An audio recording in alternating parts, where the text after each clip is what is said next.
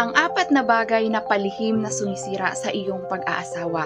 Iwasan ito sa lahat ng paraan. Una, kakulangan ng komunikasyon.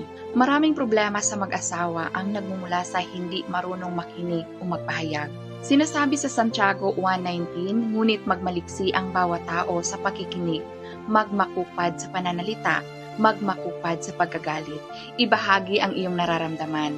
Huwag hayaang maipon ang mga hindi pagkakaunawaan at galit sapagkat maaring lumamig ang inyong pagsasama. Pangalawa, ayaw magpatawad. Lahat ay nagkakamali.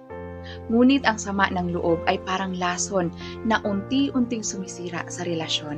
Sinasabi sa Colossus 3:13, mangagtiisan kayo sa isa't isa at mangagpatawaran kayo sa isa't isa. Kung ang sinuman ay may sumbong laban sa kaninuman, na kung paanong pinatawad kayo ng Panginoon, ay gayon din naman ang inyong gawin. Matutong magpatawad upang manatiling matatag at matamis ang inyong pag-aasawa. Pangatlo, pag-aaksaya ng panahon sa labas ng pag-aasawa. Trabaho, cellphone, mga kaibigan. Madalas mo bang inilalagay sa pangalawa ang iyong asawa?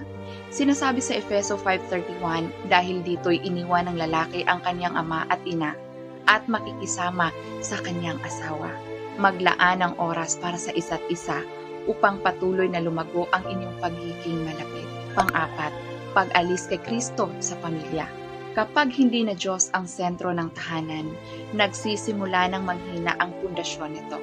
Sinasabi sa Awit 127:1, malibang itayo ng Panginoon ang bahay, walang kabuluhang nagsisigawa ang nagtatayo. Ang pag-aasawang nakasentro sa Diyos ang tunay na matatag at tumatagal. Ang pag-aasawa ay parang halaman. Kailangan itong diligan araw-araw ng pag-ibig, pagtitiis at panalangin. Kung nais mong maging masaya at matibay ang iyong pag-aasawa, inanyayahan kitang sumali sa aming online Bible study kung saan matututo tayo ng mas marami pang katotohanan kung paano patatagin ang buhay may asawa. Mag-iwan lang ng komento o mensahe. God bless po.